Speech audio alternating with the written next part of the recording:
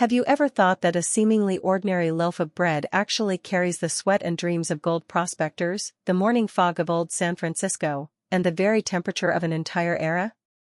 That taste, sour yet chewy, wild yet mysteriously captivating, after lying dormant for centuries, has suddenly swept the world again in the 21st century, becoming the celebrity bread that countless people line up for hours to buy. Hi, I'm CHIU STYLE. Today, we're diving into a legend brimming with flavor and stories, the rise of sourdough in San Francisco. Let's follow a loaf of sourdough back to 1849 San Francisco and discover how it went from a life-saving staple in the wilderness to the healing, soul-soothing gourmet treasure we're willing to queue up at dawn and spend hundreds of dollars on today. So, how exactly did it all begin? The history of sourdough bread can actually be traced back more than 5,000 years to ancient Egypt. People back then discovered that by letting flour and water ferment naturally, they could create bread that not only lasted longer but also carried a unique tangy aroma, and it even became part of their daily diet. But today's star is San Francisco sourdough, and its story begins with a glittering dream. In January 1848, James W. Marshall, a carpenter at Sutter's Mill in California, spotted a shiny gold nugget by the American River. The news spread like wildfire across the world. The gold rush exploded overnight. From the U.S. East Coast, Europe, Asia, even Australia, people boarded ships, rode horses, trekked across mountains, and flooded into the region. In just a few years, San Francisco, a small fishing village at the time, grew from fewer than 1,000 people to 25,000, and by 1852 it shot up to 36,000.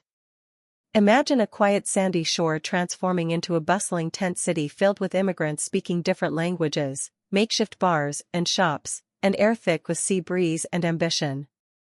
These 49ers, named because most arrived in 1849, spent their days mining in the steep Sierra Nevada mountains, covered in mud and starving. With no refrigerators or cold chain transport, fresh food spoiled in 2 days. What could they do? Their lifesaver was sourdough bread. They discovered a miracle preservation trick, baking with naturally fermented sourdough starter. The lactic acid bacteria and wild yeast not only made the dough puff up like a balloon, but also created an acidic environment that killed harmful microbes. This meant the bread could stay good for a whole week, and in the freezing mining camps it became a vital source of energy, chewy, filling, and sturdy. Miners carried their starters in small cloth bags or clay jars tied to their belts or tucked into their shirts, baking wherever they camped. With a simple pot over a campfire and a bit of flour and water to feed it, the starter could live forever. To keep it active, they even slept with the starter against their chest for warmth so the tiny microbes wouldn't die overnight. It wasn't just practical, many believed it brought them luck. A well-tended starter meant good fortune, and soon the miners themselves were nicknamed sourdoughs, meaning experienced old-timers. The nickname eventually made its way up to the Klondike Gold Rush in Alaska. It was basically their portable survival food. The most incredible part?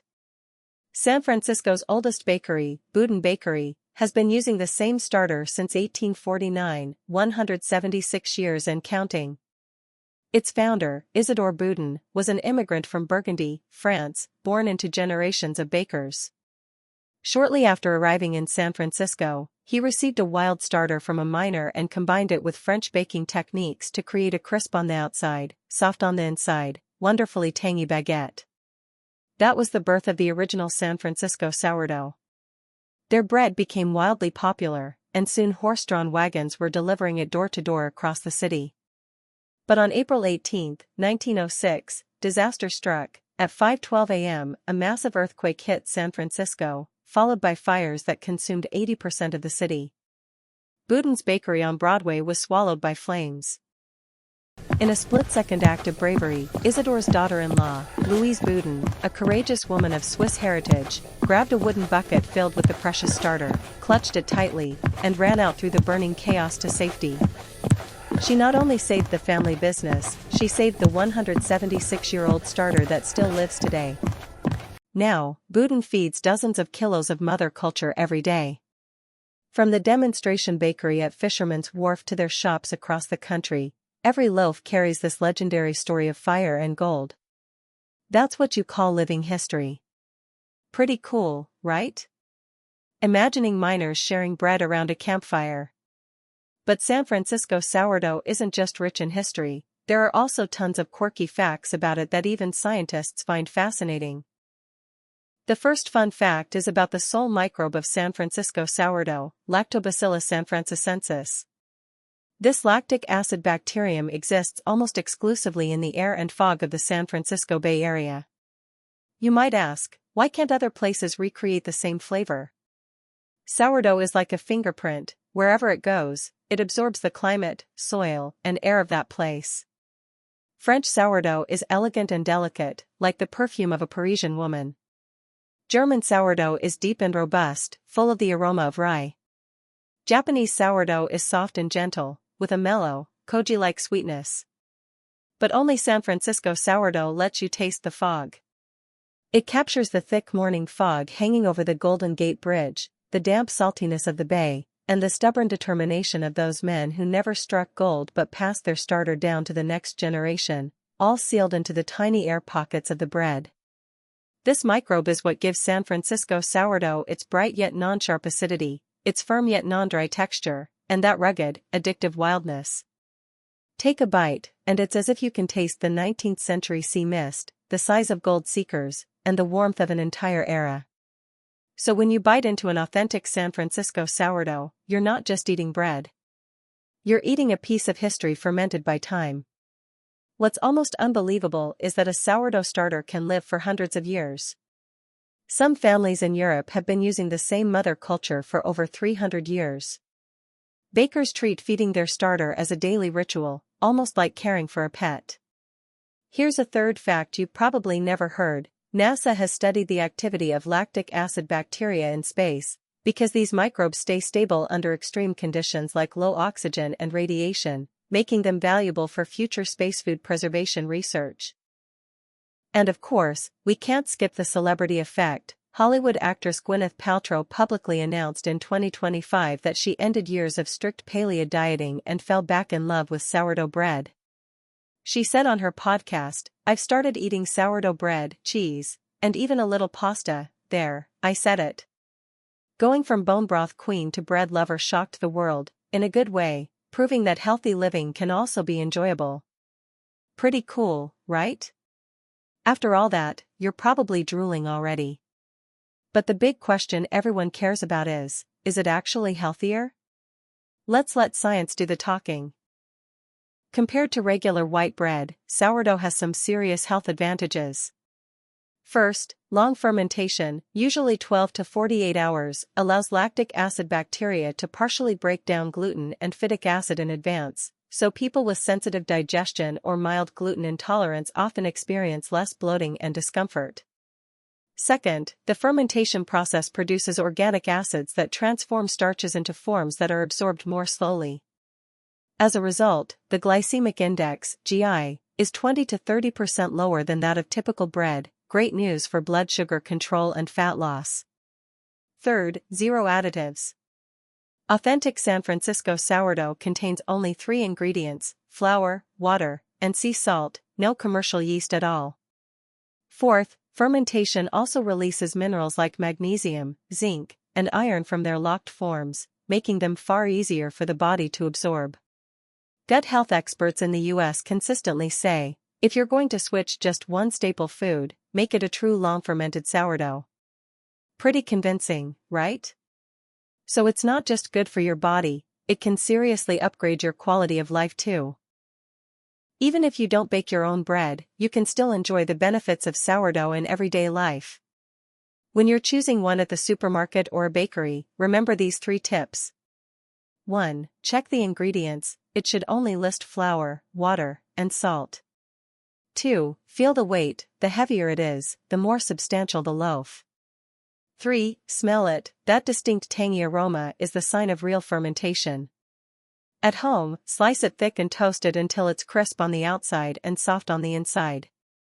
Spread on butter, cheese, avocado, or good olive oil, or turn it into an open-faced sandwich. Just one slice is incredibly satisfying and leaves you with a warm, happy feeling. One slice in the morning instantly upgrades an ordinary breakfast to cafe quality, ritual points maxed out. Sourdough is never just bread, it's a paradoxical blend of wildness and comfort. Its crust bakes hard like armor, yet tearing it open reveals a soft, airy interior full of irregular bubbles. Anyone who has cared for sourdough knows that the starter bubbling away in the fridge isn't just an ingredient, it's a microbial pet. Some call it little monster, bean, or old sour. Some entrust it to friends when traveling, while others sneak a peek in the middle of the night to see how it's feeling. Feeding, waiting, folding, waiting again. In an era where everything demands instant responses, sourdough forces us to slow down. The touch of flour on your fingers, the gentle pop of bubbles, the slow awakening tangy aroma, all unconsciously knead away the day's anxieties, like a silent meditation. When the bread finally comes out of the oven, the whole house is instantly enveloped in a warm, nutty, tangy scent.